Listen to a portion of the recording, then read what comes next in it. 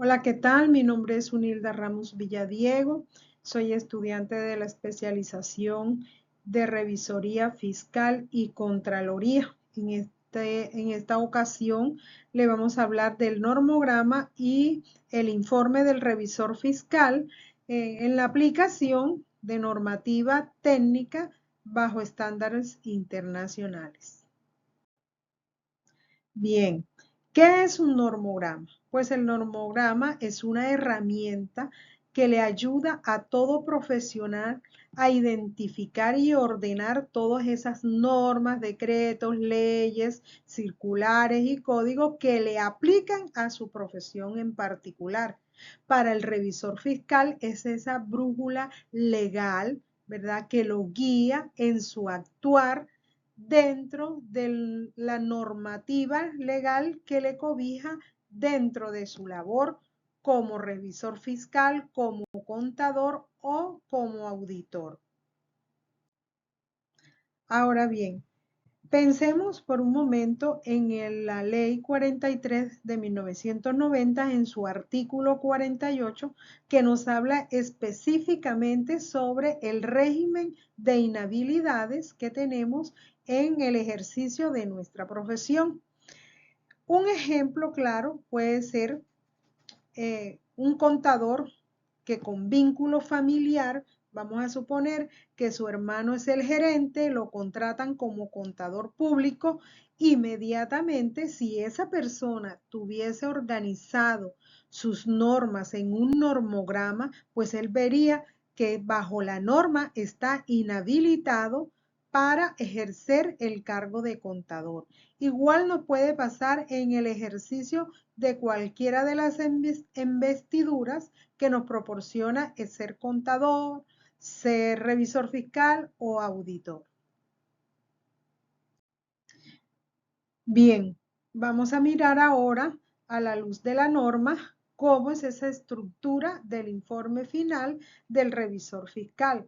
Debemos tener en cuenta que esta es una estructura, es un parámetro que nosotros utilizamos y que debe cumplirse tal como está especificado. En la primera parte, nosotros vamos a encontrar el título. El título sería Informe del revisor fiscal. ¿A quién va dirigido? Obviamente a nuestra empresa, el cliente que nosotros tenemos, compañía XY. La opinión, viene el cuerpo de la opinión que nosotros estamos dando de los estados financieros que hemos auditado. El fundamento de nuestra auditoría, cuestiones claves, responsabilidad de la gerencia, tenemos que dejar bien claro, ¿verdad? La responsabilidad que tiene la gerencia con respecto a nuestro trabajo. ¿Cuál es nuestra responsabilidad en ese informe como auditores, revisores fiscales? Hay unos párrafos adicionales, los cuales debemos tener en cuenta. Y por último, tenemos firma y fecha de la emisión de nuestro informe. Ok, vamos a hablar del cuerpo, ¿verdad? Y de las partes de ese informe y dónde va aplicada cada norma, cada NIA internacional de auditoría dentro del informe. La NIA 700 nos habla de la opinión del auditor sobre los estados financieros. Aquí tenemos un ejemplo claro cómo se inicia ese párrafo de opinión. Nosotros decimos que en nuestra opinión los estados financieros presentan razonablemente en todos los aspectos materiales la situación financiera de la compañía a la fecha auditada, en este caso al 31 de diciembre del año 2024. Esta NIA establece cómo debe formarse y presentarse la opinión del revisor fiscal. Perfecto. Ahora, la NIA 701, que nos habla de las cuestiones claves de nuestro informe. Esta parte describe los asuntos más relevantes. No es que nosotros vayamos a repetir, sino que hay ocasiones, ¿verdad?, en que evaluamos un riesgo que sobresale dentro de nuestro informe. Por ejemplo, en este caso podemos mirar que hemos evaluado el riesgo de sobrevaloración de inventarios por la alta rotación en el último trimestre del año. Nosotros hemos encontrado un asunto que nos llama la atención y el cual nosotros debemos hacer énfasis en este informe para que llamar la atención de los accionistas, de la Asamblea General de Socios. Entonces, dejarlo claro ahí en nuestro informe que hay algo allí que nos ha llamado la atención. Continuamos con la NIA 705, que es la opinión modificada cuando hay salvedades. Cuando hay algo que nosotros detectamos, hay errores materiales, ¿verdad? O hay limitaciones de nuestro trabajo, del alcance de la auditoría, entonces nosotros tenemos que dejar claro esta opinión modificada, colocar allí en el párrafo, ¿verdad? El excepto por, encontramos, ¿verdad? Y decimos lo que hemos hallado, lo que hemos indagado. O decimos que no tenemos el alcance, no tuvimos el alcance suficiente en nuestra auditoría y que por lo tanto damos una salvedad o dependiendo la gravedad de lo que hayamos encontrado, podemos abstenernos de dar una opinión. Por ejemplo, nosotros decimos, excepto por el efecto de la imposibilidad de verificar ciertas cuentas por cobrar, en nuestra opinión, y decimos, ¿verdad?, lo que hayamos encontrado. ¿Qué pasa? Nosotros en la auditoría, en la revisoría, pues hacemos confirmaciones. Esas confirmaciones son externas a nuestros clientes, donde nosotros emitimos por escrito diciéndole al cliente que nosotros estamos haciendo la auditoría, que somos el grupo tal y que por favor nos regalen o nos confirmen, ¿verdad?, el saldo que nosotros estamos enviando en ese documento. Entonces, si esas confirmaciones nunca llegaron a nuestras manos, obviamente nuestra opinión no puede ser limpia, tiene que ser una opinión con salvedades. Ok, en la NIA 706, que son los párrafos de énfasis y otras cuestiones, en este párrafo nosotros decimos que algo nos ha llamado la atención, ¿verdad? Que es algo importante, es aspecto que pueden modificar esos estados financieros. Miremos el ejemplo.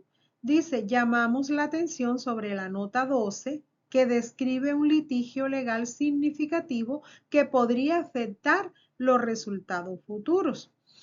Recuerden que nosotros tenemos que hacer las notas aclaratorias, que son las notas a los estados financieros, y depende el número que haya de aclaraciones. Entonces nosotros en esas notas miramos que hay cuestiones importantes, como por ejemplo, puede haber un litigio, ¿verdad?, pendiente, que este puede afectar, obviamente, los resultados del periodo.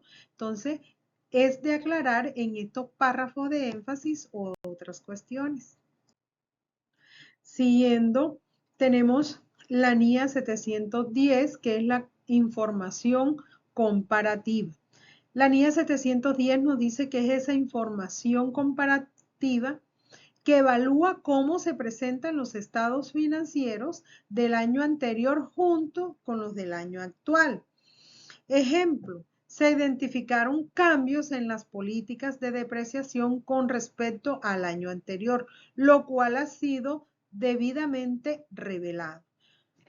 Recordemos el principio de uniformidad, ¿verdad?, que nos dice que la información debe ser comparable. Entonces, cuando nosotros hemos hecho cambios sustanciales, ¿verdad?, en esta información, pues se debe dejar por escrito o en este párrafo que nos cita la NIA 710, donde identifiquemos, donde evaluamos ese cambio de datos para poder mirar la comparabilidad de un año al otro de nuestros estados financieros.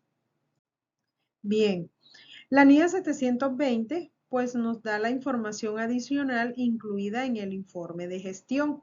El revisor fiscal debe tener en cuenta lo dicho en ese informe de gestión para que no contradiga los estados financieros. Por ejemplo, decimos, el informe de gestión indica un incremento en las ventas coherente con el crecimiento reportado en los estados financieros. Bien, hemos organizado ahora el informe del revisor fiscal y lo vamos a leer, vamos a mirar dónde está cada NIA dentro del informe. Entonces, miren que empezamos con el título. El título dice Informe del Revisor Fiscal a la Asamblea de Accionistas. Compañía Ejemplo SAS, con corte a 31 de diciembre del año en que hayamos terminado nuestra auditoría. He auditado los estados financieros adjuntos de la compañía Ejemplo SAS que comprenden el estado de situación financiera al 31 de diciembre del 2024, el estado de resultados integrales, el estado de cambio en el patrimonio, el estado de flujos de efectivo por el año terminado en esa fecha y un resumen de las políticas contables significativas y otras notas explicativas. Como habíamos dicho anteriormente, aquí está consagrada la NIA 700, que es la opinión del revisor fiscal. En mi opinión, ya viene, dice, los estados financieros presentan razonablemente en todos los aspectos materiales la situación financiera de la entidad a 31 de diciembre del año en que estemos, su desempeño financiero y su flujo de efectivo, terminados en esa fecha, de conformidad con las normas internacionales de información financiera. Bien, viene el párrafo del fundamento de nuestra opinión. Dice, mi auditoría fue realizada de conformidad con las normas internacionales de auditoría. Estas normas requieren que cumpla con requerimientos éticos y que planifique y ejecute la auditoría para obtener una seguridad razonable de que los estados financieros están libres de errores materiales. Considero que la evidencia de auditoría que he obtenido es suficiente y adecuada para sustentar mi opinión. Ahora bien, vienen las cuestiones claves que hablábamos, que era la NIA 701. Vamos a leer nuestra opinión. Dice, durante la auditoría del periodo terminado en 2024, he determinado que la siguiente cuestión fue de mayor significatividad. Es el reconocimiento de ingresos por unos contratos a largo plazo. Se evaluó la correcta aplicación del método de porcentajes de avance en los contratos de obras suscritos por la entidad debido al riesgo de sobreestimación de ingresos que consistió en revisar las estimaciones utilizadas para la gerencia, evaluar la evidencia de avance físico y conciliaciones contables. Bien, la opinión modificada. Esta para nuestro informe no aplica, ya que nosotros no hemos encontrado errores materiales ni ninguna clase de limitaciones para nuestro trabajo. Entonces nuestro párrafo dice, no existen limitaciones de alcance ni desviaciones que afecten de forma material los estados financieros. Por lo tanto, no se modifica la opinión. En el párrafo 5, que es el párrafo de énfasis que contempla la NIA 706, llamo la atención sobre la nota 15 de los estados financieros que describe un proceso judicial en curso por demanda laboral interpuesta por un exdirectivo de la entidad. La gerencia considera que no tendrá efectos materiales en los estados financieros. Mi opinión no se modifica respecto de este asunto. En la NIA 710 es la información comparativa. Nuestro informe dirá, los estados financieros correspondientes al año terminado del 31 de diciembre de 2023 fueron auditados por otro revisor fiscal, quien en su dictamen dio sin modificaciones, con la fecha del 15 de marzo, mi opinión la información comparativa es consistente con los estados financieros actuales. Bien, siguiendo con nuestro informe, vamos a mirar el párrafo de la responsabilidad de la gerencia y del gobierno corporativo.